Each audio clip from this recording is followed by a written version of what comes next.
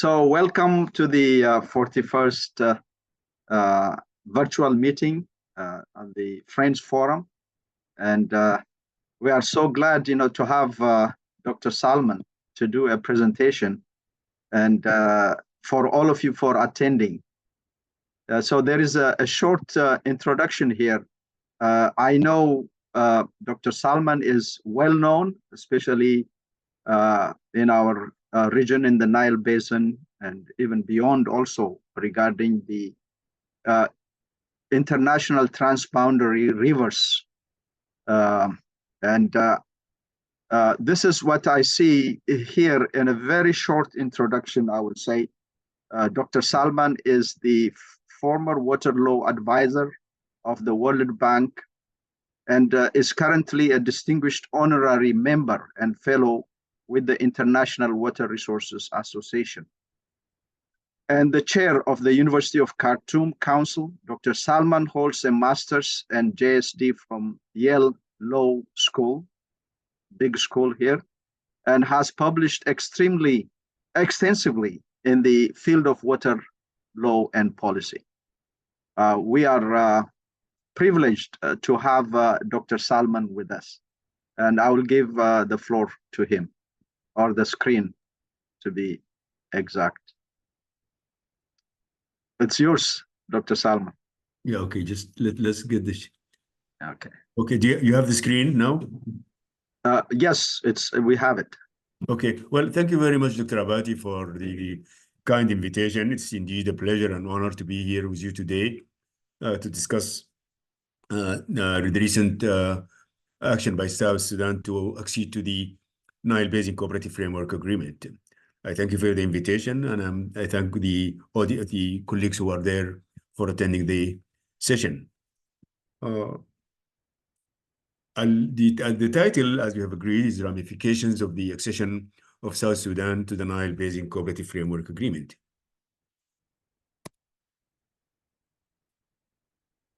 Just a minute. We're having difficulty moving the... How do you just enter, yes. So the structure of the presentation, I give some basic facts and characteristics of the Nile Basin, and then go to the areas of disputes between the upper riparians and the lower riparians, basically the colonial era treaties, and then discuss the early attempts towards cooperation and how, after a lengthy period of time, they led to the birth of the Nile Basin Initiative, the NBI, and then how the Nile Basin Initiative itself reached the Cooperative Framework Agreement after a lengthy negotiations process. I will go through the basic features of the Cooperative Framework Agreement, and then we'll go through the signature and ratification processes, and then we'll get to the main issue, which is South Sudan and the CFA, and then I'll end up with some concluding remarks. Okay, let me, before I start this slide, just so Dr. Rakesh doesn't get upset with me and the other colleagues from South Sudan. I'm using old maps which shows Sudan as one country. This should not be in any way interpreted as anything. It's just my fault. I haven't updated my maps, so please accept my apologies that for this situation. The Nile Basin is the world's longest river, 6,650 kilometers from its sources in Burundi and Rwanda to the Mediterranean Sea. One of its main branches emerged from Lake Victoria, the second largest lake in the world, about 70,000 square kilometers. The basin has the largest swamps in the world. The size is close to 70,000, close to the Lake Equatoria itself. And in heavy rainy seasons and floody seasons, it could exceed the size of Lake Victoria. The swamps have been declared as a IUCN wetlands of international importance. Let me just quickly look at the map. So we could see from this map that it goes from latitude 5 south up to latitude 32 or 33 north. A very long area, a very long river. We see the Lake Victoria, the second largest lake in the world after Lake Superior, bordered by Tanzania, 49%, Uganda, 46%, and Kenya, 5%. And then we have the tributaries, large number of tributaries, as you could see, especially in South Sudan. We have oldest and largest dams, and that's where the problems start. And if we quickly look at the maps of the dams, we'll see that Egypt, Sudan, Ethiopia, and Uganda are really dotted with large number of dams. Those are the dams there. I don't want to go through the names, and they're all scattered there.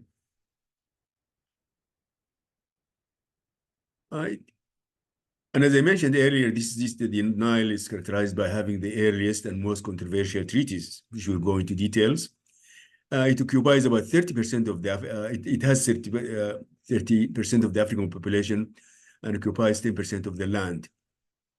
And it's also characterized by ethnic, linguistic, and religious diversity. It's one of the basins that we have people speaking the three main languages of the world, English, Arabic, and French.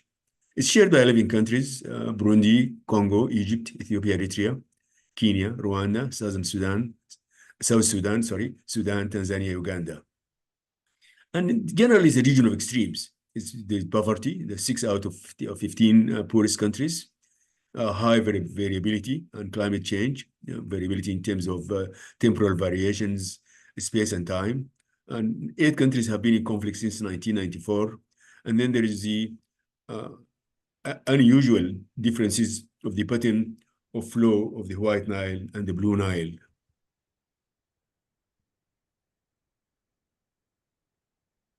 The profile of the Nile Basin, we could see that the steep flow of the Blue Nile from the Ethiopian plateaus, but the relatively steady flow of the White Nile, especially in South Sudan, where the only area of the steep area is from Nimoli to Bord. Otherwise, the White Nile just spreads, and that's why we have the huge swamps, because of the slow process of the flow. And you could see the cataracts from 6 cataract north of Khartoum to the first cataract where the Aswan High Dam was built. It's another feature of the White Nile and the Blue Nile. The White Nile the Blue Nile is really muddy, filled with silt, and we could see the water here. The brownish water is the Blue Nile, and then the kind of blue water is the White Nile. This is a confluence of the 2 Niles in Khartoum. And it goes for a while like this clear scenery of brown and blue water for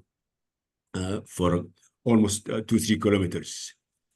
Another characteristic of the Nile system is the small flow. It's been between 84 billion to 109 billion cubic meters. The 1959 agreement determined that the flow is 84 billion cubic meters measured at Aswan. But the recent measurements, UNDP and others, put the figure as 109 billion cubic meters. In fact, there are some figures that put it as high as 120, but I would say that 109 is more reliable. A very limited infrastructure. 15% of the electric hydropower potential is developed, only 15%. It's 20% of the population in the Nile Basin with electricity. 50% of the irrigable land is actually irrigated. So it's really quite an underused basin. Then we talked about the high rainfall variability across the basin. Ethiopia contributes 86 to 95% depending on the season. During the flood season, a lot of the Blue Nile runs it's about 70 to 75% from June to end of September. And that's when the contribution of the Ethiopian plateau reaches 95. Let me just show it. It reaches 25. So we have the Blue Nile about 59% during the annual flow, 68% during the flood season, July to September. They have the Adbara 13, 22. We have the Sobat 14 and then 5. As a total from the Ethiopian plateau, 86% during the annual and 95 up to 95% during the flood season. While the White Nile, the Equatorial X Nile, contributes only 14%, during the annual season, but only 5% during the flood season. So we have at the end the figures we need to remember is that Ethiopia is the source for 46% of the waters, while the White Nile equatorial lakes are the sources for 14%. Am I going backward or? Yes, okay, it's okay.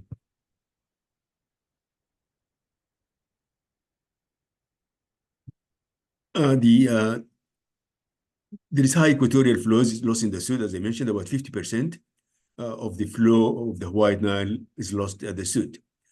Egypt, there is no additional flows to the Nile, and 90% of the population live on 5% of the Nile land. Sudan, there's about 40% of the basin area, the drainage basin. South Sudan, about 23%. But then 95% of South Sudan is really in the basin. The varying stakes and interest of the 11 countries, we categorize Egypt, Ethiopia, South Sudan, and Sudan. The stakes and interests are very high for the different reasons that we mentioned. Uganda is categorized as high, with high interest and high stakes and interest. Burundi, Kenya, Rwanda, and Tanzania with medium interest. And then Eritrea and Congo with low interest. The reason is that very small the drainage areas in Eritrea, the Sitit River, which is a tributary of the Adbara, which itself is a tributary of the Nile, and the Congo, just the basin, the boundary area of the lake and the river. And the Congo has the Congo River, which is about 17 times the size of the water of the Nile. The drainage area, as I mentioned, that Sudan has the largest drainage area, 63%, divided about 20-43 between South and North Sudan. Ethiopia has 11%, Egypt has 9%, Uganda 7%. But look at Uganda, 7%, but 99% of the land is covered by the basin. And same thing applies to Sudan, 23% of the basin, but 95% of the land is under the basin. And then we have similar thing with Rwanda. Less than 1% of the basin is in Rwanda, yet 80% of the country, because of size, is in the basin. And Burundi, close to that, less than 0.5%, but close to 46% is within the basin area. So it's really very, very stark variation between those countries. And this is, as I mentioned, the huge tributaries, the swamps, and the lake. The areas of differences and disputes which have led us to where we are now, and what we call colonial era treaties. In 1902, a treaty was signed between Britain and Ethiopia, which granted Egypt and Sudan veto power on Nile projects in Ethiopia. Ethiopia has rejected this treaty as non-binding for various reasons. One of them is that it is between Ethiopia and Britain, and between Ethiopia and Britain, and that Sudan and Egypt are not party to it. But even if and then there is the issue of whether the treaty has been ratified, which Ethiopia says it has not been ratified, and there are issues of variation in the language between the English version and the Amharic version. On the other hand, Egypt insists on the validity of the treaty and the succession theory. So we have here a huge problem, a huge difference. Similarly, the 1929 treaty between Britain and Egypt, it grants Egypt veto power on Nile projects in Sudan, Uganda, Kenya, and Tanzania, 4 countries. It's rejected by Uganda, Kenya, and Tanzania. And Egypt insists on the validity of the treaty. And then this treaty really gave birth to what we call the Nyerere doctrine of state succession.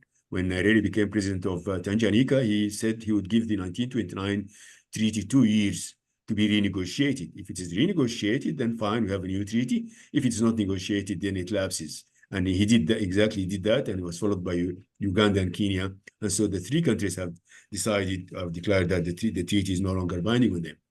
And then the 3rd treaty, which is a source of huge controversy, is the 1959 Nile Waters Treaty, Nile Waters Agreement between Egypt and Sudan. It's a bilateral agreement between only 2 countries. And the 2 countries gave themselves the control of the waters of the Nile, total control. The title of the treaty says agreement between Egypt and Sudan for full utilization of the Nile waters. And that full utilization is translated into figures.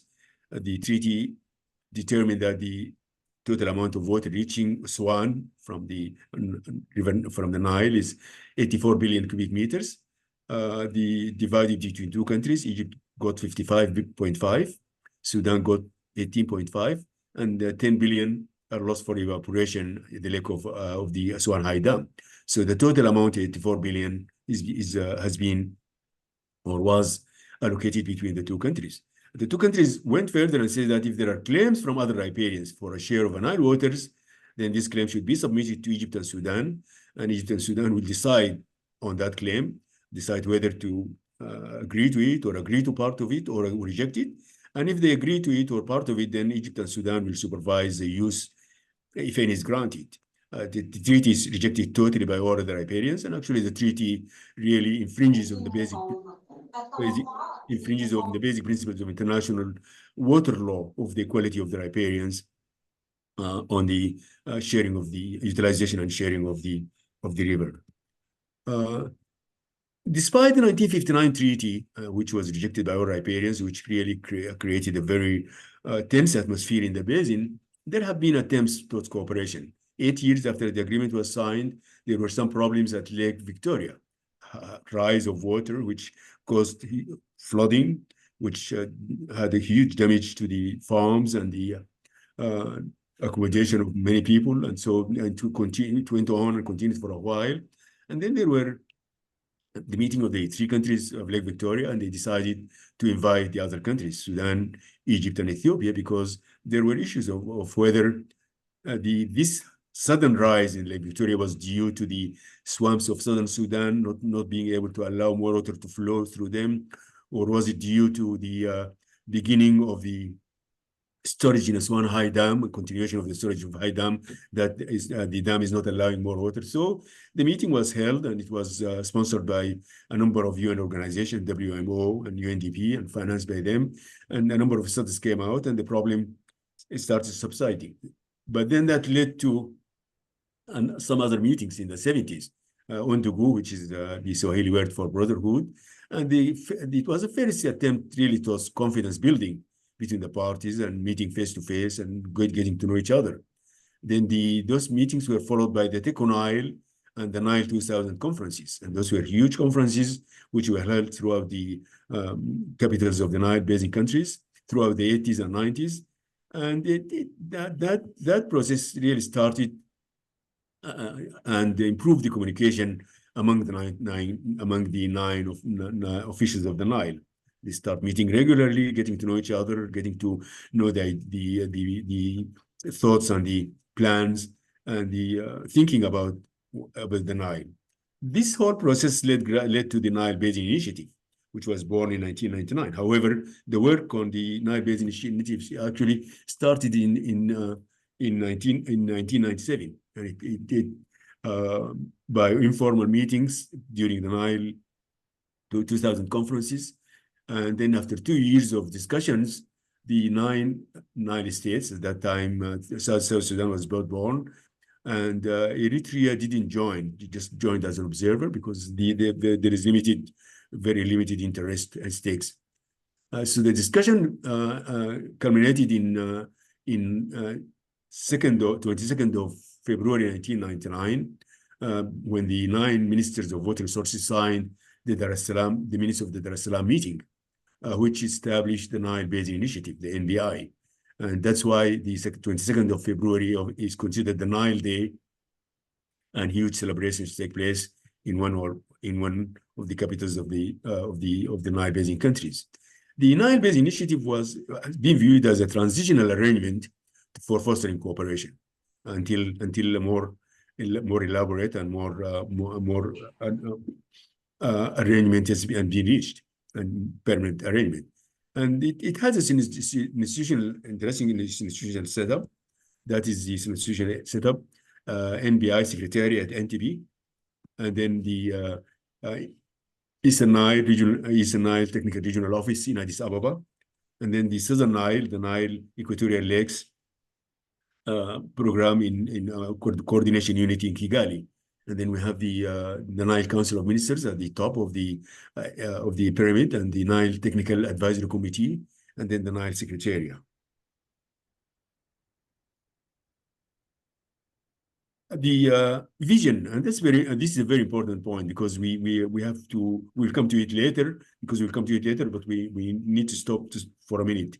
And the vision is to achieve sustainable socio-economic development through equitable utilization of and benefit from the common Nile Basin water resources. That was the vision that was negotiated and was included in the minutes of the Dar es Salaam meeting.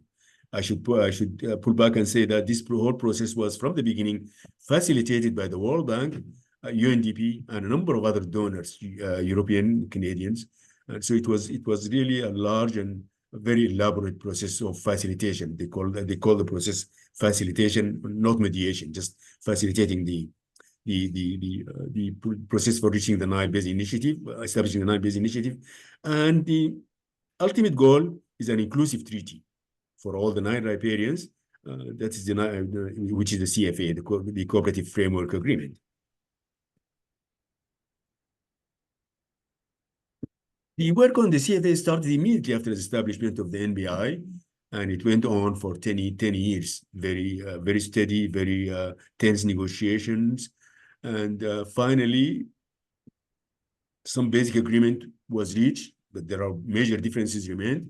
Of the CFA, the Cooperative Framework Agreement, 44 articles divided in 6 chapters. The principles that it laid is that cooperation based on equality, sustainable development, equitable and reasonable utilization, obligation against causing significant harm, and those are the 2 basic principles of international law: equitable and reasonable utilization, and the obligation against causing significant harm. And then the equality of rights subject to above. There is more detail on the exchange of data and information between the riparian countries on the flow of the river and the problems, the emergencies, and projects and programs. And then the establishment of the Nile Basin Commission, which would be established immediately after the entry into force of the CFA, the Cooperative Framework Agreement. And then there are detailed provisions for dispute settlement, going from the Commission up to the heads of the states, and then process for amendment of the agreement. And then the agreement says, the CFA says that the CFA would enter into force 60 days after deposit of the 6th instrument of ratification with the African Union. So we need more than just ratification, 6th ratification. We need deposit of 6th instrument of ratification with the African Union. And then the vital issue of vital principle is the water security for all riparian states. And this is where the whole thing really collapsed, at least until now. What is the water security? The CFA defined the water security in Article 2.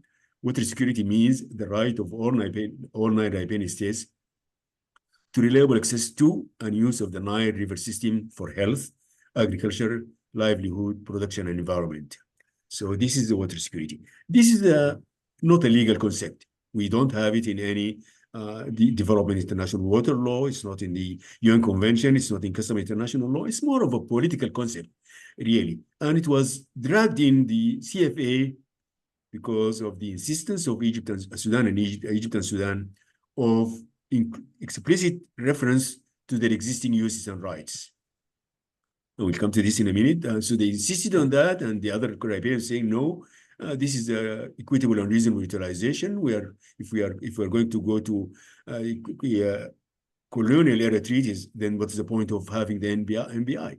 So the facilitator came with the idea of the water security, and put this meaning of the water security, and then included Article 14 of the CFA.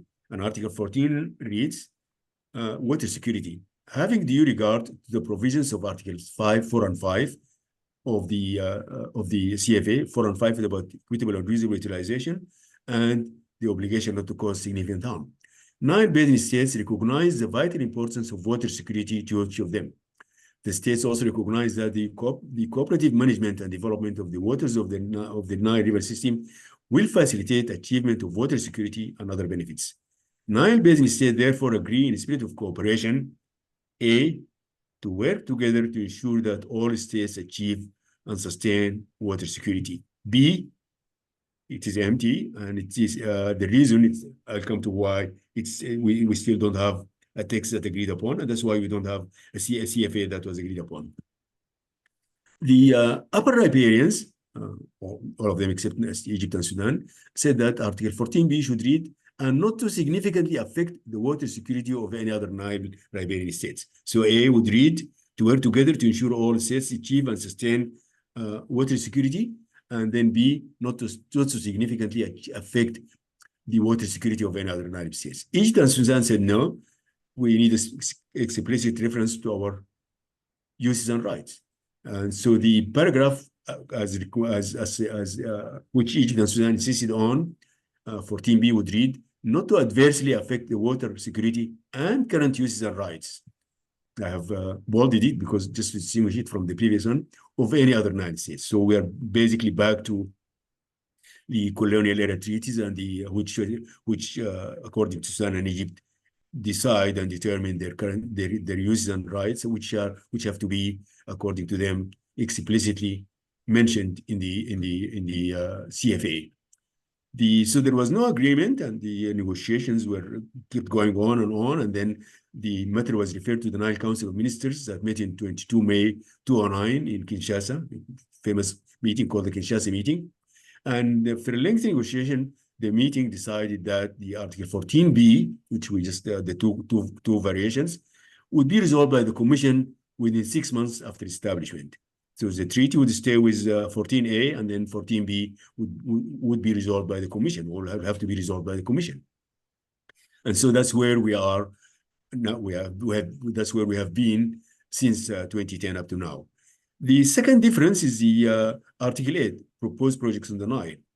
The upper riparians, Egypt and Sudan, demanded, the upper riparians demanded exchange of information on those projects, not notification.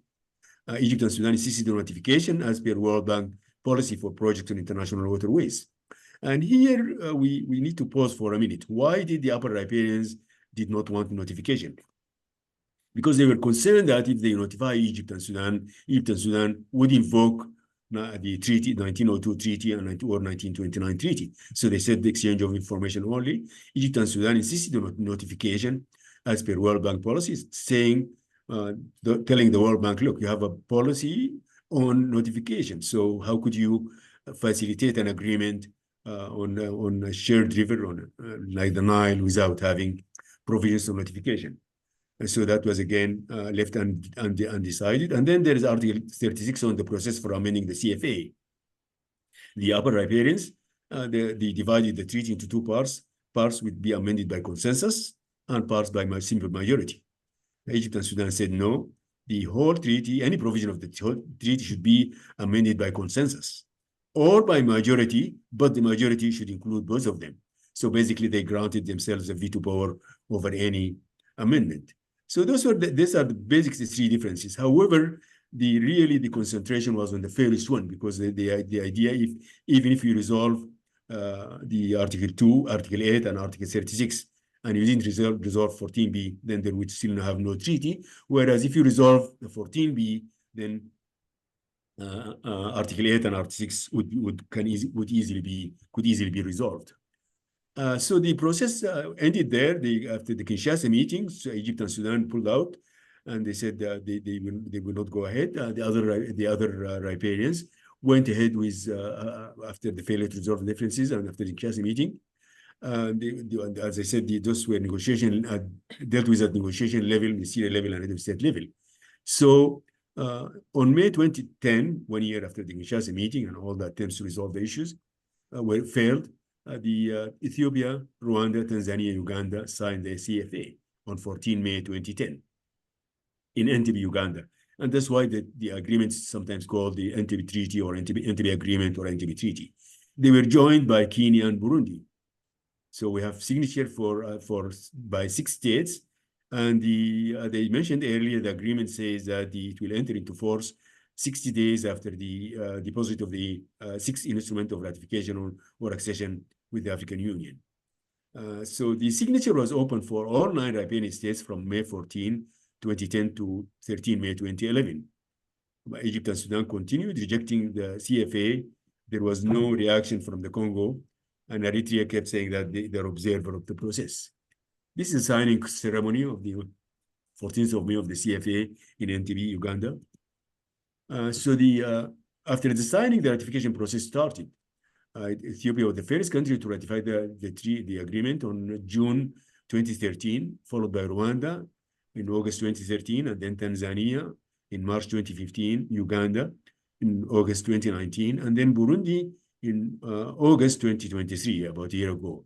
However, the NBI website does not list Burundi as having ratified the CFA, despite the official statement by Burundi, which was published in that they have ratified. We will come to this in a minute. And then South Sudan acceded to the agreement in 2024. No action by Kenya, the sixth signatory. South Sudan and the NBI and the CFA. How did South Sudan get to where we are now? South Sudan emerged as an independent nation on July 2011, following the exercise of self-determination on 9 January 2011. It joined the NBI 1 year later, on 5 July 2012, but it could not sign the CFA as signature closed on 13 May 2011, but could accede, not ratify. And please don't get confused with those terms. Those are really legalese. You ratify a signature. If you have not signed, then you accede, which is the same thing at the end of the day. It is acceptance and joining the treaty. So South Sudan accede, we call it accession because there was no signature on July 8th, which and South Sudan just took Kenya's seat as the sixth state to join the CFA. And as I mentioned earlier, the CFA will enter into force 60 days after deposit of the sixth instrument of ratification or accession with the African Union. The accession of South Sudan to the CFA was described by me and by many others as a stunning development. Why? The main reason the eyes were cast on Kenya as the sixth signatory to the CFA, not to South Sudan, which is not a signatory. But Kenya took no action, and so it was a stunning development that the sixth instrument would come from South Sudan and not from Kenya. Another reason is that there is a perception of close political ties of South Sudan with Egypt and Sudan, that leading to the belief that South Sudan stands with them and will not join the CFA because of those close ties. So that was the reason for the surprise or for the description of the development as a stunning one. And even there is some erroneous belief in some of the circles of the Nile circles that South Sudan cannot join the CFA because it wasn't part of the original process, number one. Number two, it didn't sign. Of course, as I said, this is totally wrong. The CFA itself says that the CFA is open for signature, ratification, and accession by all 9 states.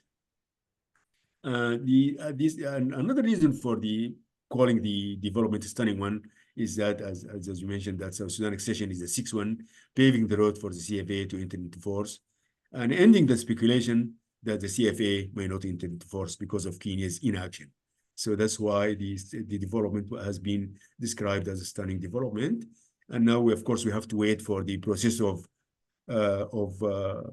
deposit of the instrument of ratification by Burundi. I assume that Burundi has issued a statement saying that, official statement saying that they have ratified the treaty. The reason they are not listed in the NBI website as having joined, this is speculation on my part, is that they have not officially submitted their instrument of ratification to the African Union. And so now we are waiting for Sudan deposit of instrument of accession to the African Union. Once both are done, we have already 60 days after that, the treaty, the CFA, will enter into force and become a treaty binding to the 6 members that have ratified and acceded the treaty. This leads me to my concluding remarks. I just have 2 slides left. The first remark is that the shared water courses are managed, utilized, and protected through cooperation. You really can't do it without cooperation. You'll be misusing the basin through unilateral development plans, which are inefficient and which are not well managed and well run. So you need cooperation. And for us, those working in international water law, cooperation is the cardinal. We consider cooperation as the cardinal principle of international water law, and actually call international water law as the law of cooperation. And if we look at the UN Convention, the UN Water Courses Convention, this is a treaty that was adopted by the UN General Assembly in 1997 by more than 100 countries. And then it entered into force in 2014, about 10 years ago, actually more than 10 years ago. So it has been in force for 10 years. It's a global treaty, and it basically codifies the basic principles of customary international water law. And it has been endorsed by International Court of Justice, by the Permanent Court of Arbitration, by all the institutions that work on international waters. So it is really the treaty that's considered as a reference, and the CFA is really based on the UN Convention, UN Water Courses Convention, except for the water security and the notification and the amendment. But the rest of it is really the UN Convention. And basically the facilitators, some of the facilitators who worked on the facilitations, the CFA, have really worked before on the convention. So basically they were really replicating their experience and the process with the CFA. As I said, the only differences are the water security, which is not a legal concept, is a political concept, and the exchange of that information in lieu of notification, and the process for amendment of the CFA. Accession of South Sudan to the CFA is likely, in my view, to revive formal negotiations on differences on the CFA. So, and if that happens, this will be a major positive contribution that for the last 7-8 years, there has really been silence. Then there has been much work or much negotiation or much discussion about the CFA. And I think that this will revive the discussion, will revive the negotiation. Why? Egypt and Sudan will feel isolated now that the CFA is on the verge of entering into force and effect. So they will feel the need to rejoin others rather than stay on the sidelines when the process is really moving and moving fast. And this is the experience with MBI. When they pulled out, Sudan Egypt pulled out of the MBI, they still maintained some kind of presence there so that they at least would contribute in a way or another to the process.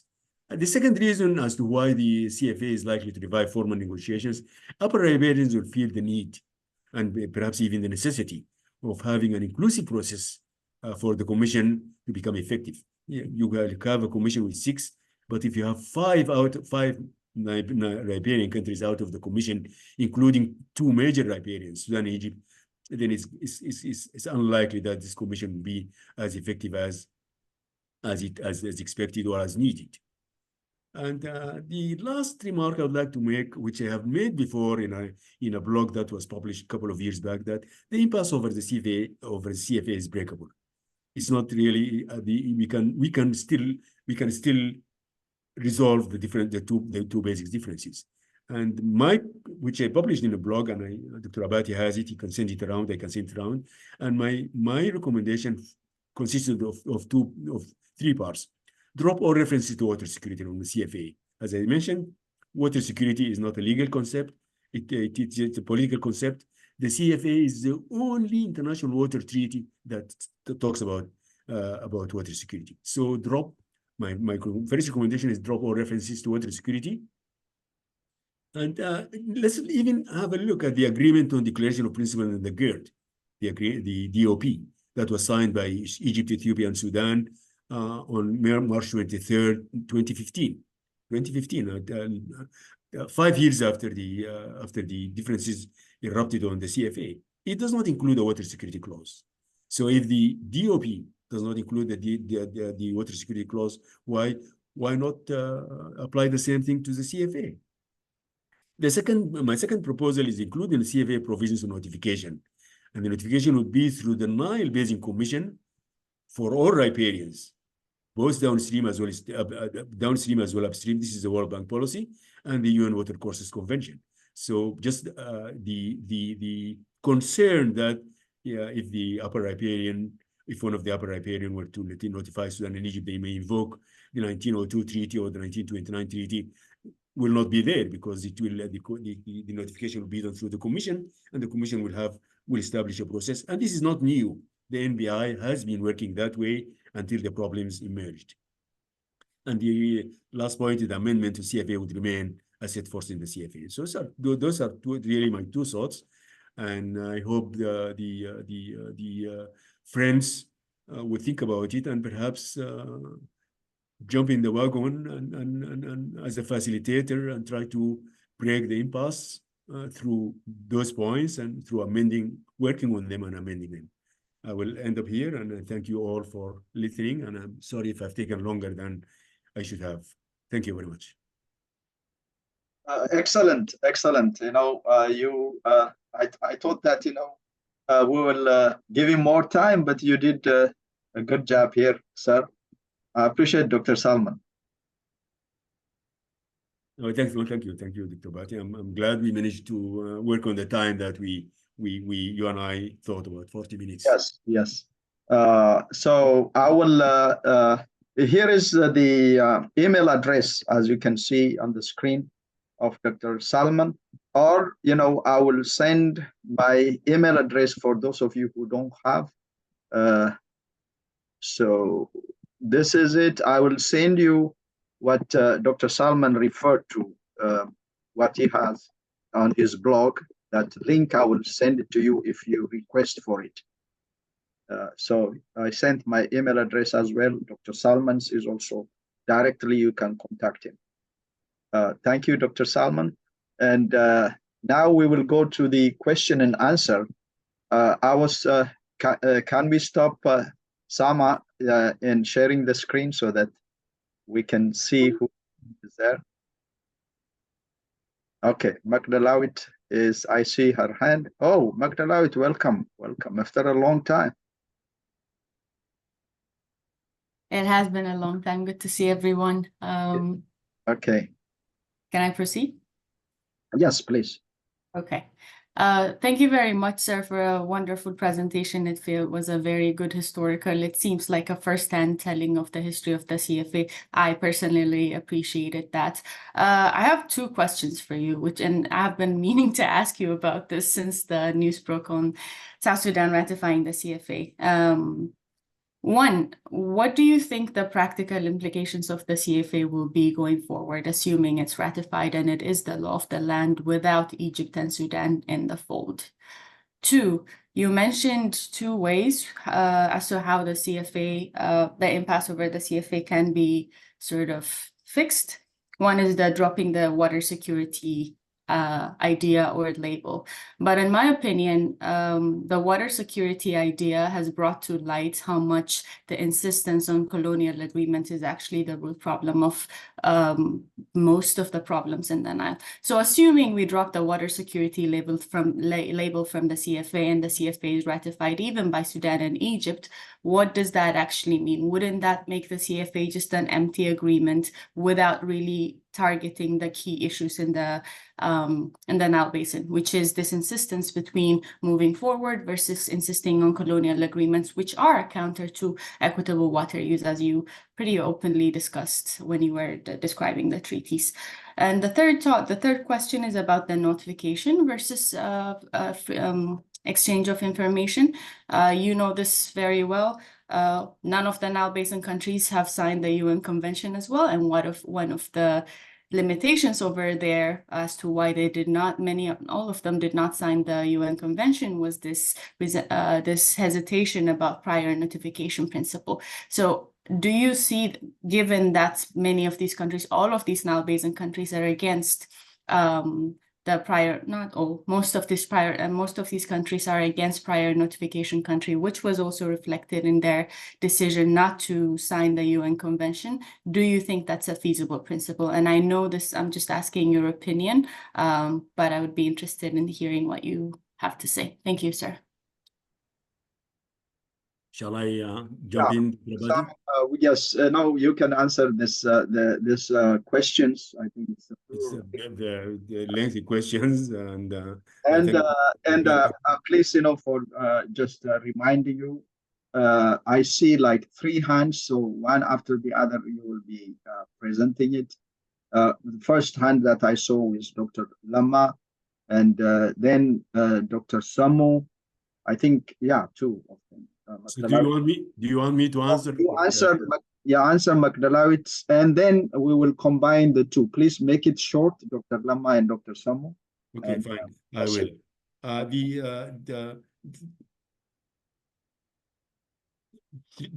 We had three questions. The practical implication of the CFA going forward. I think the practical implication would be the institutionalizing the current situation in NTB. The NBI will become a commission.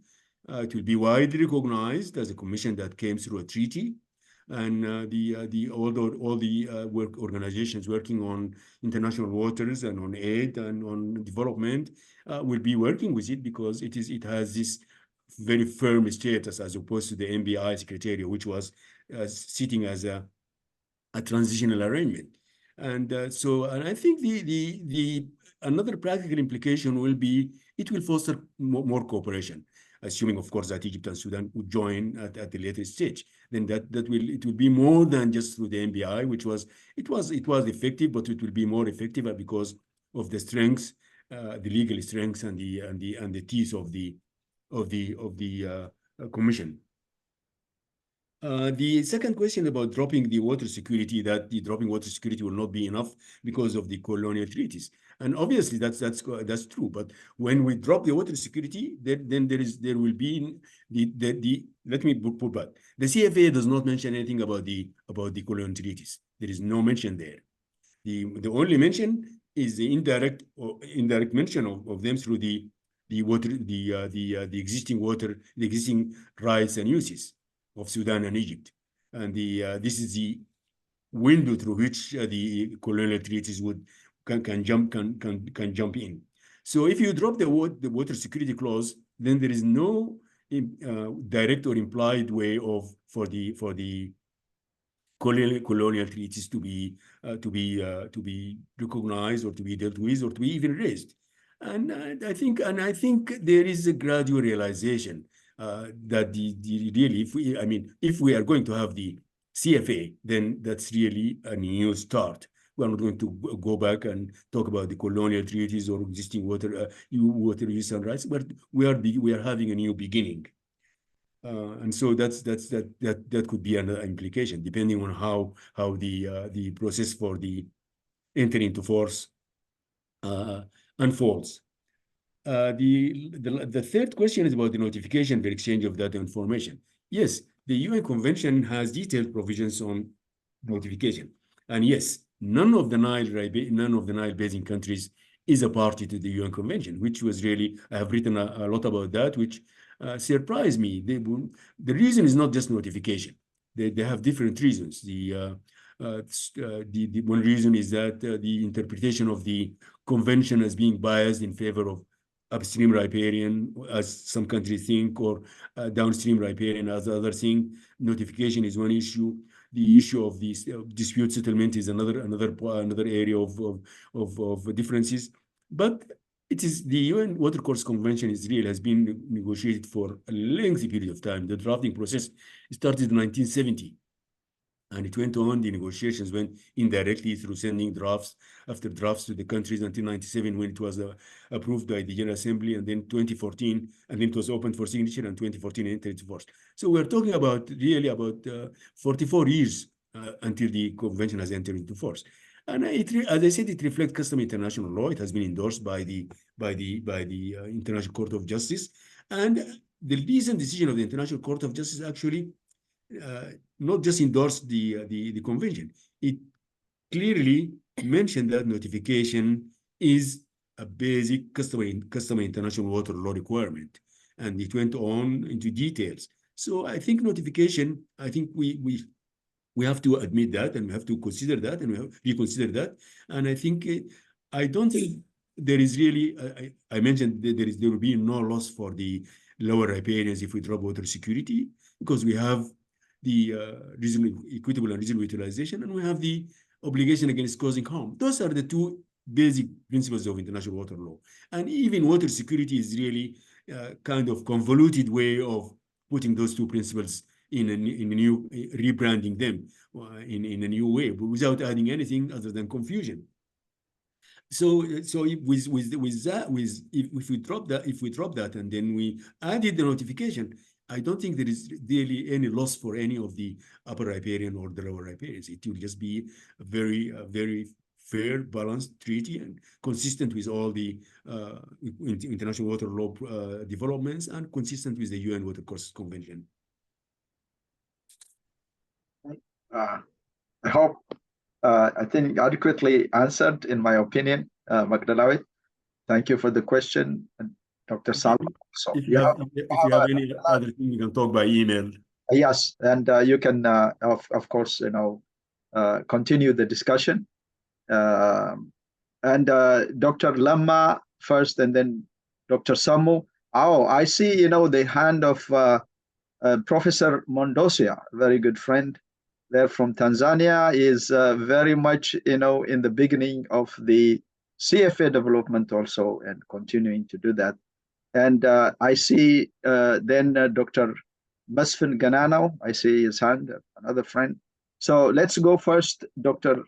Lamma and Dr. Samu, and Dr. Salman, you will answer these questions, and then we'll go to Dr. Mondosia. After you address that, we'll go to Dr. Masfin. Appreciate it. I have the floor. Yes, sir. Okay. Dr. Salman, thank you very much for the details you provided, and you have answered so many questions I was struggling with, and I especially thank you for the details you provided. The question I have for you now is, I have concern regarding the funding for the Nile Basin Commission.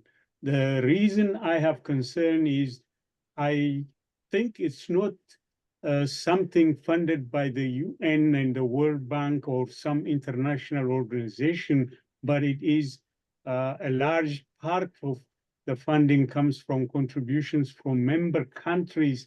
If you could explain the funding and the bearing it has, and I don't consider the contribution funding to be reliable, and that could cause such a vital organization not to be functional and continue. Thank you very much.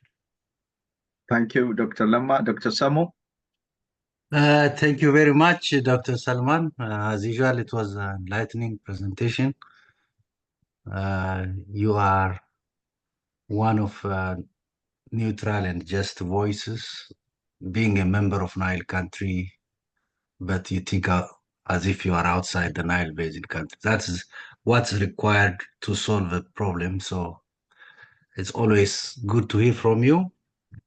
My question is that now that the CFA is ratified, of course, the Nile Basin countries would probably establish quickly NBC, Nile Basin Commission, because you are, at least the World Bank and multilateral countries organization, how they work. So far, it was difficult to get funds for the Nile countries. If NBC is a legal entity, deposited the ratification UN and all this, do you think those multilateral organizations like World Bank and others start providing for funds for legal organization like NBC, National Nile Basin Commission? Thank you. Dr. Abbas, you want me to jump in, or you want? The two questions, together. One is for the funding, and the yeah, I think they address the same point, more or less the same point. The issue of funding of the Nile Basin Commission. The first, Dr. Lemma was concerned that the contribution may not be forthcoming from the states, from the member, from the Nile states for the running cost of the commission. And that's obviously a very genuine and a very legitimate concern. And the same point about raised by Dr. Semo. I think it will be an issue. It will be an issue, that the question of funding, but I think it will be resolved. the World Bank and the UNDP really spent a lot of time and energy and money, and the other donors, not just the World Bank and UNDP, the Germans, the Canadians, the Swedish. There was a lot of money. And so there was a really major disappointment that after 10 years of time and of staff, there was staff who worked full time for 10 years on the Nile Basin Initiative and then on the CFA, and that didn't work. So I think they will be willing to come in, to jump in. I think they will be willing to jump in. And actually, we can look at it from what's happening now in the MBI. MBI now is funded by contribution from member countries, but there is some funding coming directly or indirectly from the Germans, I understand, from one or two other donors. So I would be concerned, but not worried. I think there will be a huge welcome to the NBC, and that welcome could easily translate into financial contribution, at least in the first few years. And actually, and I'm saying few years because I'm thinking of the Nile Basin Commission as something that could develop and could be handling projects on behalf of some of the Nile riparian countries, like OMVS on the Senegal River. OMVS is running the two major dams there, the Diama and the Manantali. They're selling electricity, and they are collecting water fees, and they're making they're not only covering their running costs, but the OMVS is really largely relies on income from operating on the two dams, the Manantali and the Diama. And similarly, there are other river management organizations that rely on themselves on income from projects. So I wouldn't really worry. I think the world is really worried about the situation in the Nile, and the world will be willing to extend hands again. If they have done it for 10 years and so generously, I think they'll be able to do it. They will be willing to do it for 2, 3, 4 years until the Nile Basin stands on its own feet. I think I probably, Dr. Abati, answered the 2 questions, but if I have not, you can point if I've missed anything. Your question is answered. I am sure, Dr. Nama's question was adequately answered. And so I will go to Professor Mendoza. Thank you very much. Though you were traveling, and I hope you overcame the jet lag. And thank you for having you here, Professor. Thank you very much, Dr. Abate. I would like to. I hope you can hear me. I hope. Yes, sir. Oh, okay. Let me say how glad I am to see Dr. Salman. Yeah, well, I'm happy to see you too. It has been a long an old friend and colleague. Old in terms of time, and both of us have aged over time, of course. Correct. Let me say something that is very personal. With the developments in the Sudan, immediately colleagues and friends who have been working with us on matters related to the CFA came to my mind. Where they are, how they're doing, and how they're faring. It has been a very testing time, not only to you, but also to us as friends and colleagues. And we pray to Almighty God that the situation does improve over time, because Sudan is really central to the Nile Basin, physically, but also in all manifestations. So, Dr. Salman, it's a pleasure to see you.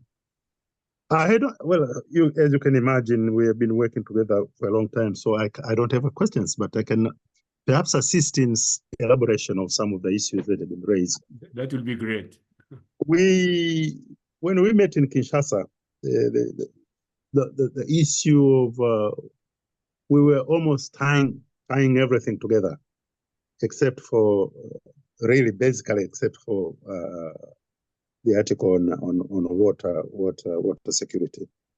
And I took over as a minister responsible for water at that time, and I attended the Kinshasa meeting. What I found out was that Sudan and Egypt at that time, and over time, were negotiating as one. And the rest of the Upper Nile riparians, each and everybody spoke as they saw fit. So I called my colleagues from the upper Nile Basin and to a meeting over coffee, and said, since Sudan and Egypt are working together and they're bound by some agreement they have over time to work together, why don't we start working as a group? Not formally, but at least politically and negotiation-wise, and see how far we can push this issue together. And that I think created an atmosphere that led to the, I would say, that decision over coffee led to the Entebbe Agreement. Because after that,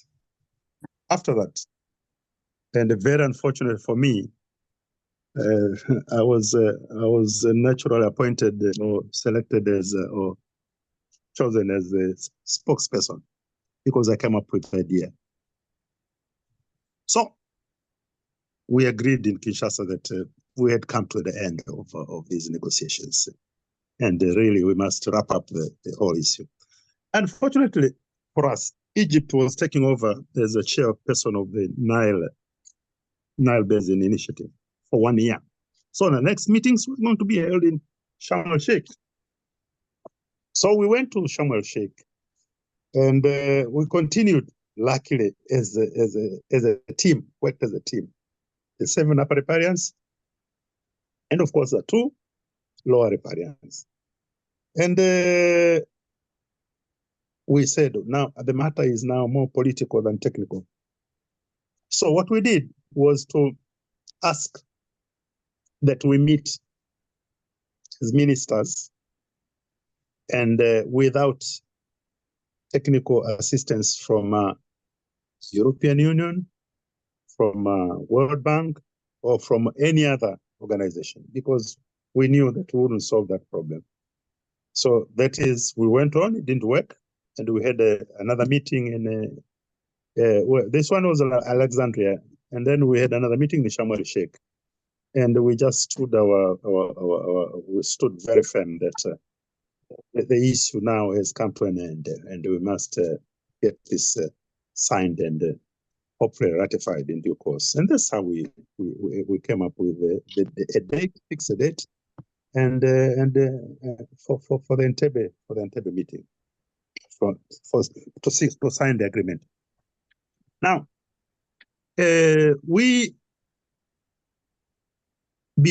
before or during the course of those discussions, we also, because Egypt and Sudan were withdrawing participation in the NBI, not officially, but certainly scaling down their participation. But we said, we decided as ministers that we must now have a transitional arrangement. What will happen if we get the CFA? Between NBI, what will happen, and between NBI and CFA. So a number of studies were commissioned, and they came with what would be the legal implications, what would be the financial implications, what would be the institutional arrangements during the transition and towards the CFA. So we had everything considered on this particular issue. And luckily for the CFA or for the NBI, issues that we think would probably be would bring adverse reaction from even now from Egypt and Sudan would be perhaps the issue of property. But really, NBI has no property to think of, except for some few buildings in Entebbe. and the property. Basically, that's it. And maybe accounts and issues of that nature. So we believe that if CFA comes into force, there will be certainly negotiations because with the NBI on transferring NBI to CFA, and we think at that particular stage Egypt will come in, but there are not many issues to come in about. So we don't believe that we had thought about it, and we have studies about it. We gave it consideration. We don't believe that it will be a big issue. So now, in terms of what happens to, we have been waiting for this announcement from Sudan for many years. It's now 25 years since the whole issue of CFA started, 1999. But recently, when I was invited to African 3 in Addis, I reminded them that it, as you said, it took 45 years for the International Convention to come into force, the International Water Convention. And I said, 25 years is nothing in this world of politics, and luckily, a few days later, Sudan came to hope.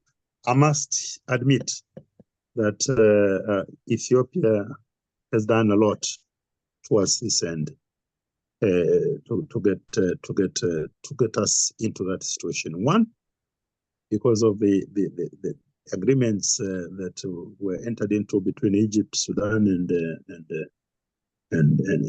Ethiopia with regard to JEF, the principles that were established. That those sort of, if you like, they set the stage intellectually and also politically that it is possible. So what followed later was really a matter of you could always keep on negotiating, but once you have your principles there, and those are the principles that guide. And also Ethiopia did a lot of this political and diplomatic maneuvering and so on and so forth that ended up, we were worried that of course Egypt did a lot to make sure that this doesn't happen. There are a lot of delegations, a lot of trade missions, a lot of military assistance to all these states that we can talk about.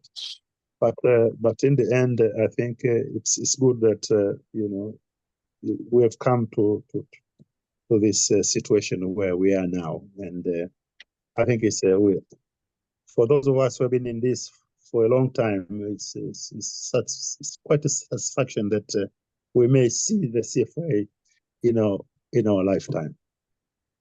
So it's I just wanted to say these few words, and another issue that again, which is a credit to Ethiopia, is it stood very firm on non-externalization of basin issues and challenges when the whole issue was taken over by or to the United States, and well, I think we wouldn't reach this far if perhaps Ethiopia had agreed with that externalization of basin issues. Well, I think.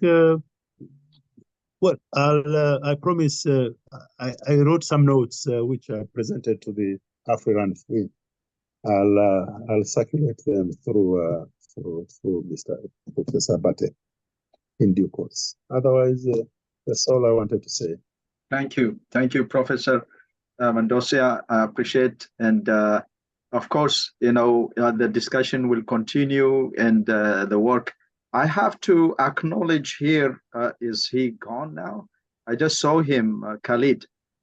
Dr. Khalid Siddiq. I think he joined. He was the co-founder of this forum, and no problem. I think, Masfin, did you lower your hand and your questions are answered, or should I go to Batumi Dak? No, I'm still here. I don't know how I Okay. lowered my hand. Yeah. You are tired. Okay. Oh, is this my turn now? Yes.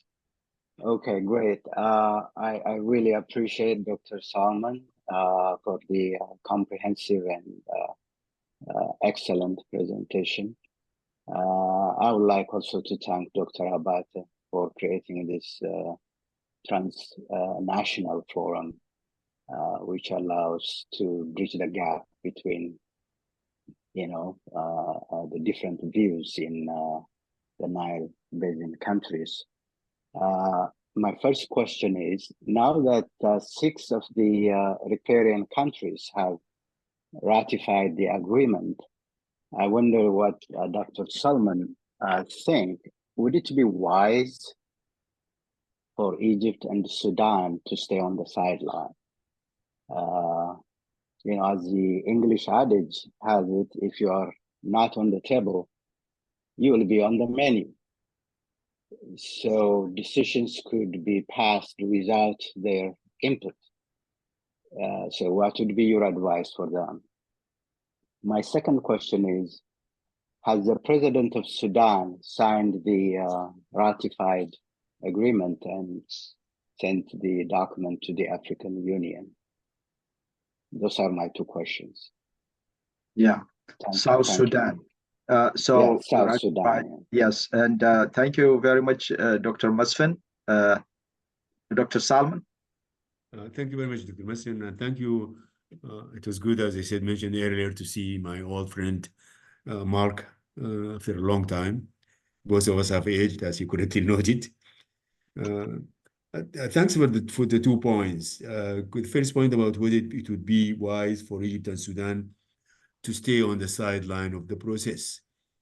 As I mentioned in my presentation, I'm thinking, I'm speculating, I'm perhaps hoping that the accession of South Sudan would revive the discussions and negotiations on the issue, on the differences that now that the treaty is on the verge of entering into force. The treaty will not enter into force by South Sudan saying that they have ratified it. As I mentioned, we have to get all the instruments of ratification with the African Union.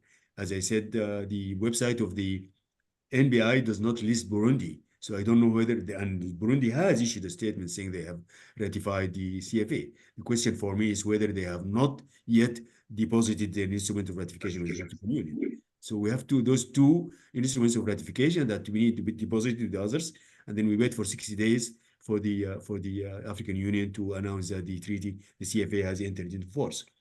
So I think that I mentioned that and I mentioned it in the presentation. I've written it in a blog which was sent to the NBI, and it was, I understand, it was circulated. It was translated to French and Arabic and circulated, but it didn't go further. I still think that the impasse is breakable and that Egypt and Sudan can come back, and I'm hoping that we just need a facilitator, or perhaps mediator or facilitator, to pick up on those points and to pick up where we are now, that the process has been revived by South Sudan, and to look into, the treaty cannot be amended before it enters into force. It has to enter into force, and then it would be amended after that. But at least there would be a kind of understanding. Let's drop all references to the water security and include references to notification as per the UN Convention through the Nile Basin Commission. There is no direct notification to countries, so that would be worries about the colonial treaties. And this has been going on, as I said, for a long time with the NBI. Notification, all the World Bank projects, and I was at that time, I was still working at the World Bank as the water law advisor, and I worked with my colleagues from the World Bank who are working on the CFA, that look, we can do the notification through NBI.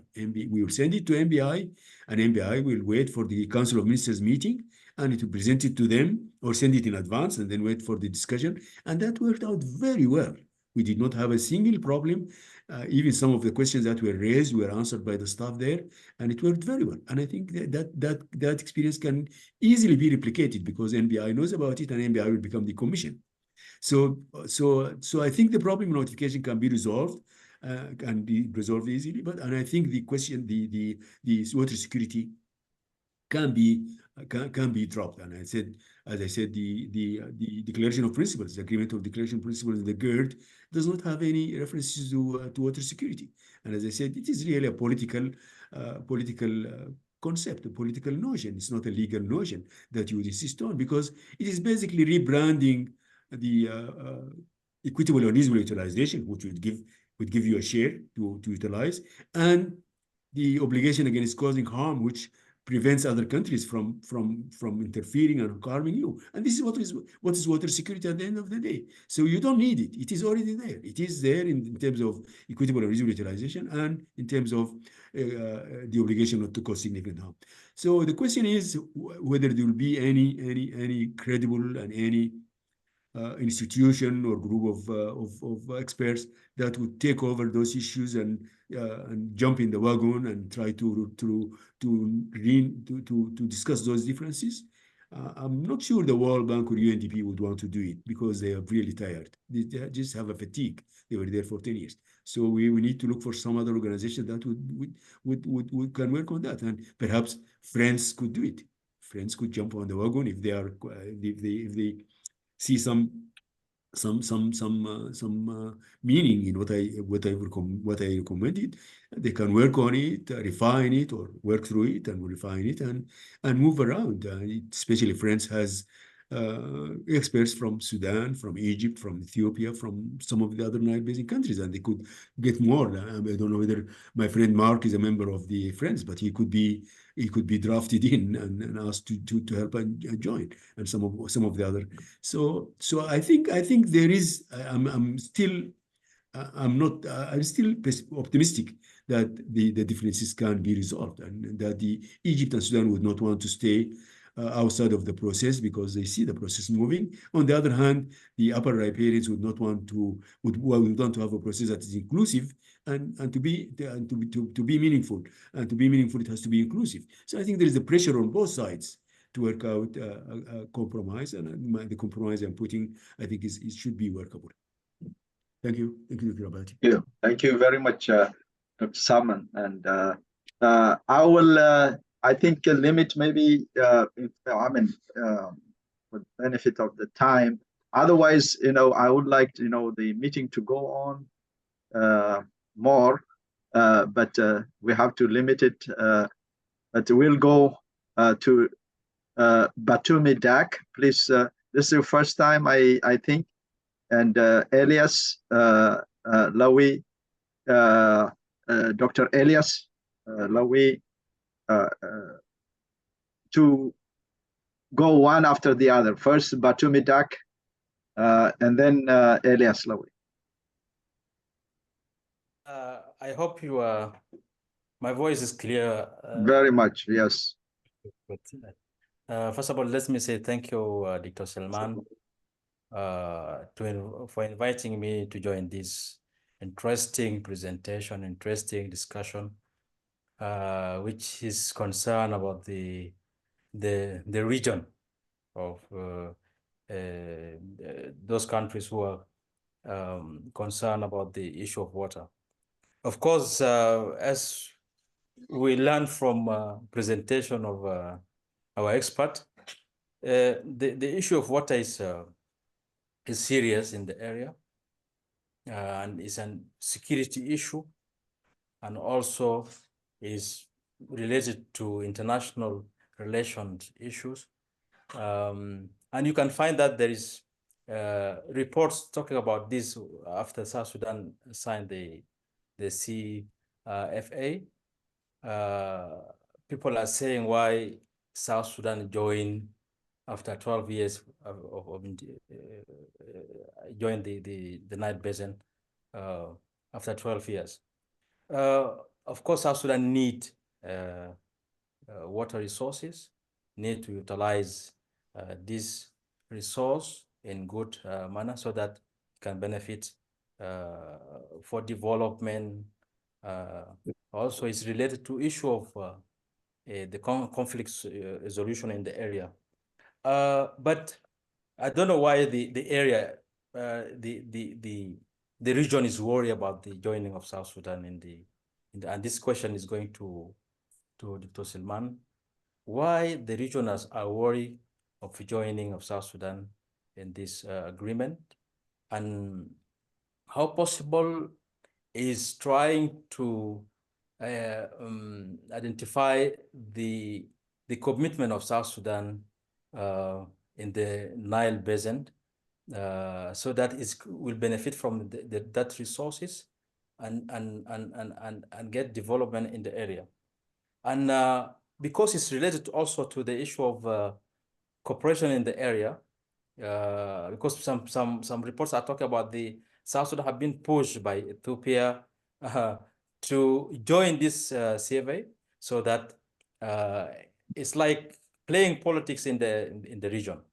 But how possible? This question is going to Dr. Salman. How possible will it strengthen the cooperation amongst the countries of the region in terms of security, in terms of coexisting amongst those countries in the area?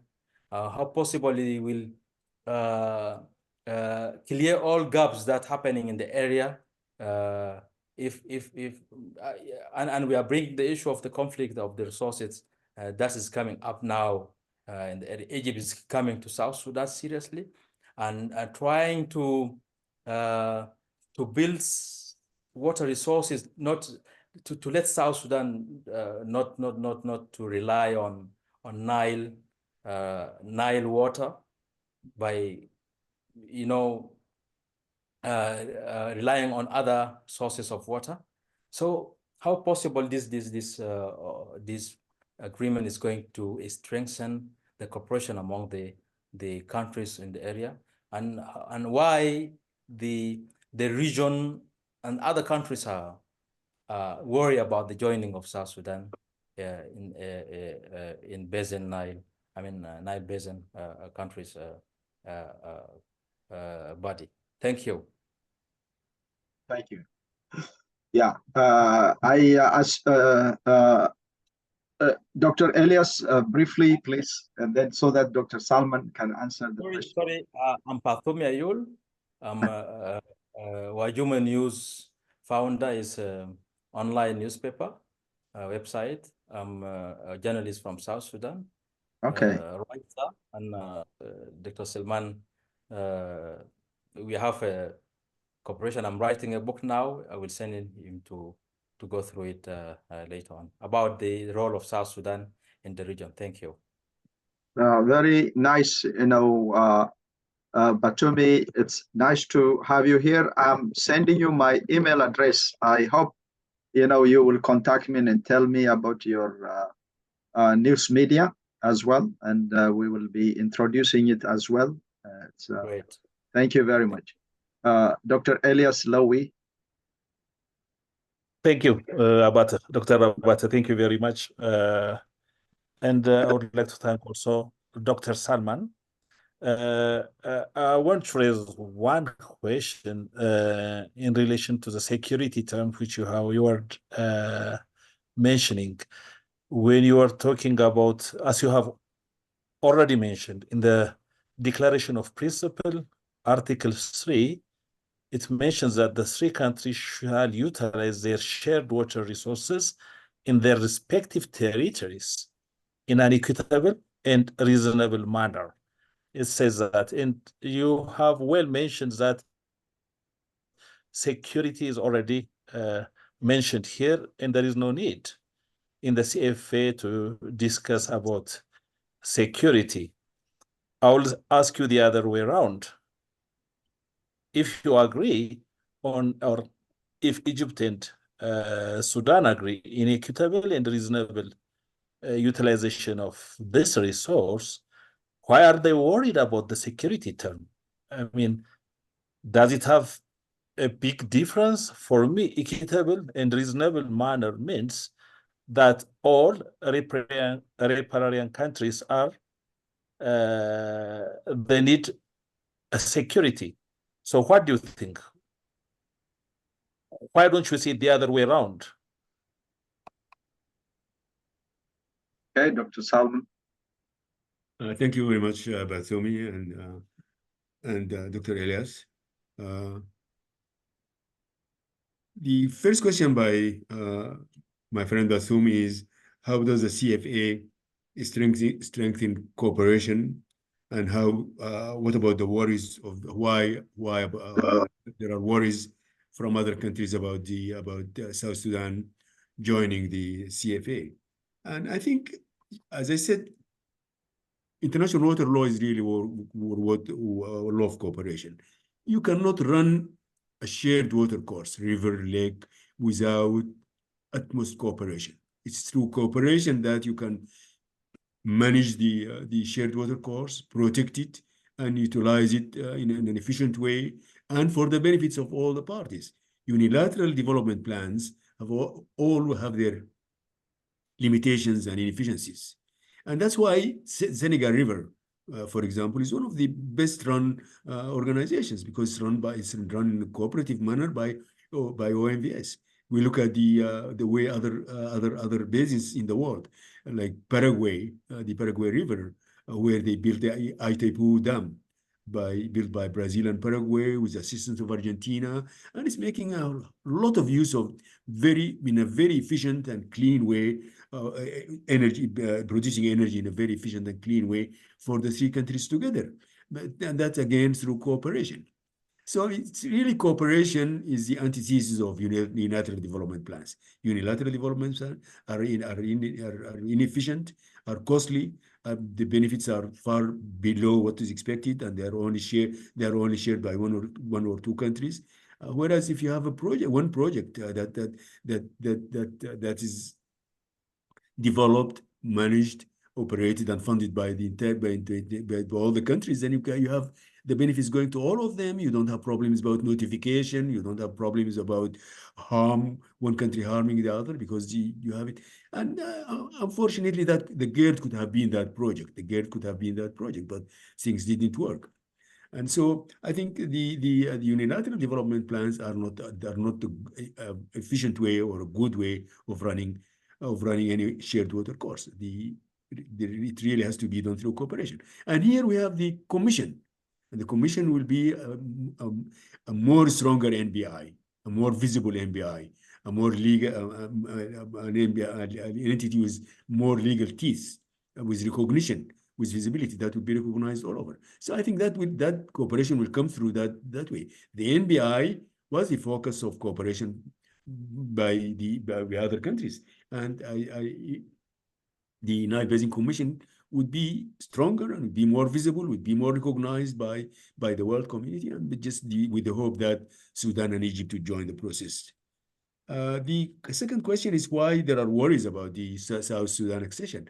And I think the worries is basically that, as I said, the CFA, the Cooperative Framework Agreement, has been kind of dormant situation for some time. Then the process of ratification started, and then Kenya the only country that was expected, the only country that was remaining that signed was Kenya, and there was inaction from Kenya.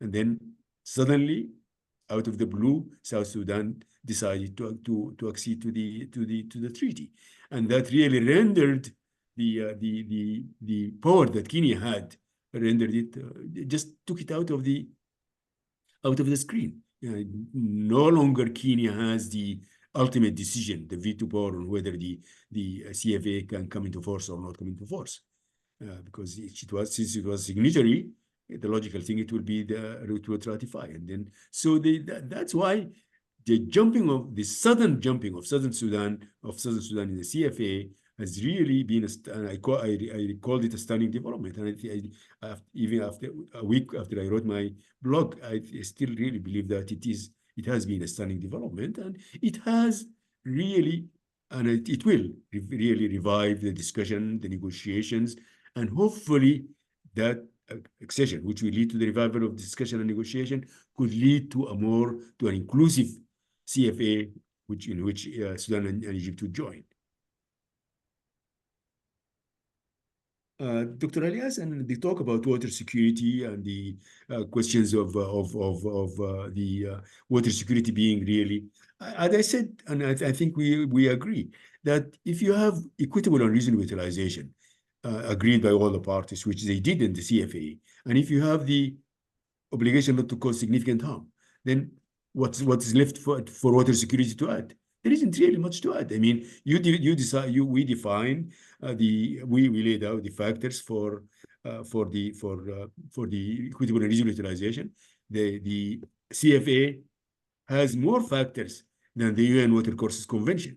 It added the drainage area in each country. It added the contribution of each country, which are not there. So it's more elaborate. And then in terms of the obligation not to cause significant harm, it is just copied what is there. And that was that effort of the convention was really a huge effort. I mean, it was going on from 1970 until 1997. I was part of it in 1994 for some time when I became the World Bank Water Law Advisor. I attended the UN session of the discussion of the convention, and I worked closely with some of the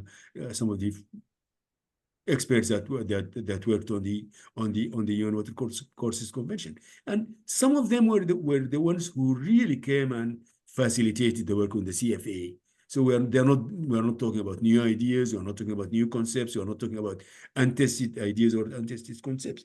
And so I really think, and I have to apologize to my colleagues who came out with the water security, that I'm not trying to belittle their efforts and belittle their endeavor to reach a compromise. But I really don't think the water security is adding anything. You have equitable energy utilization. You have the obligation not to cause harm. That's water security. So if you come and add few things to it and try to rebrand it, I think it just creates confusion, and that's exactly the confusion. But again, as I said, those facilitators were trying to work not only through the issue of equitable resource utilization and the obligation not to cause harm. They were working on the issue of the colonial treaties and the current uses and rights of Sudan and Egypt, the claims of Sudan and Egypt to their current uses and rights, which are, if you apply the current uses and rights, there is no water left.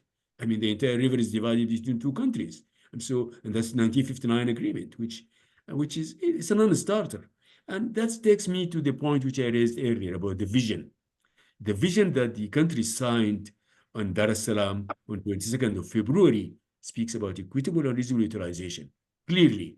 And I think that should have closed the door on any attempts to come out back with the issues of colonial treaties and existing uses and rights, because if that was raised at the beginning, then I don't think any country or any organization, the World Bank, would be interested in trying to mediate, facilitate a process that's starting from the wrong point. That's why I think the Dar es Salaam document of 22nd of February is an important document that should be the reference document. And it is a reference document, and the CFA is based on it. So coming back and opening the issues of existing uses and rights really creates a lot of confusion. And then the confusion is compounded by this concept of the notion, the political notion, not the legal notion of water security. So I do think we can drop the water security, add notification, and go ahead with the CFA for Sudan and Egypt to sign, and when notification should be acceptable to the upper riparians, with the clarification that is going to be done through NBI, through the Nile Basin Commission, the same way NBI has been handling notification for the last 15 years, since 1999. I think we agreed on that process in 2001 or 2002, and I was the one who worked on it. And being the World Bank lawyer, I was responsible for project on international waterways. I was the one who developed it and who sold it to senior management in the bank, that this does tally with international law. It's not something that is getting out of the way international law or is cutting corners or anything. It is ratification is the process by getting all information to the other riparians where they can make an informed decision. So whether we send it to Khartoum and Cairo and Addis Ababa, or whether you hand it to the ministers in the meeting, or those same ministers in Entebbe, well, I mean, it doesn't make any difference legally. And so I think we can, if we work on those two, and I do hope that the friends, as I said earlier, I'm repeating myself, sorry for that, they can pick up on that and see what we can do, what they can do as facilitators to use the opportunity. And it's an opportunity and a challenge provided by Southern Sudan accession to the CFA. Thank you, Dr. Abadi. Thank you, Dr. Salman. Really, this is a very, very educational, informative session, hearing from the persons who early on were in the process of the CFA, NBI, and it's a privilege to hear from Dr. Salman. Thank you for the nice presentation. I would like to acknowledge here first, Momar is from Senegal, because Senegal you mentioned, a couple of times, so at least, so I want to acknowledge he was my former student. So I thank you for coming, Momar. And very important also here is to acknowledge my friend, Dr. Khalid Siddiq, with whom I first initiated sometimes back now, years. This is the 41st meeting. Khalid, can you say something? He was having issues of connection, I think. Oh, he's gone again? Hi, Abata. Hey. Sorry, I think my camera is not coming in. But yeah, first of all, thank you, Abata, for reminding me. Actually, I have this very interesting session in my calendar, and I was planning to attend it, but Saturday, and I was trapped in other things away from my computer. Dr. Salman, thank you very much for coming into Friend, and this is really important contribution to this group, and my greetings to all the friends in this group. And I also see Samah, very welcome to this group, and I hope that this wouldn't be your first time here, your last time here. So we look forward to you attending future sessions of this very interesting group. Thank you, Abata, and thank you all. Thank you. I appreciate it. So with this, I have to conclude. And in the chat message I sent you, again, most of you know my email address, and you can email me, or in the last slide of Dr. Salman, he put his email address. Otherwise, if you didn't note it, I will send it to you. And if you have any questions, or comments, we will be at least trying to address them. And Dr. Salman, thank you very much for thinking highly of Friends. And by the way, all of you are members of Friends. Is that right, Khalid? Yeah. Definitely. Yeah, by definition. So our goal again is to promote cooperation and collaboration, and this is it, and I will send you. Can you see, the vision here that we have put together? It's to promote cooperation and collaboration for the greater common good, we call it. So that's the purpose. I hope through the CFA and finalization and becoming in effect, we will have that. Thank you again, Dr. Salman. And I have to thank Sama also for helping us in in overcoming the electronic challenge, the technical challenge also. Thank you, Sama. And Dr. Salman, everybody here who attended as well. Thank you very much. Appreciate it. Thank you very much, Dr. Abadi. Thanks everybody who attended, and we will stay in touch. You have my email address. Thank you. Thank you.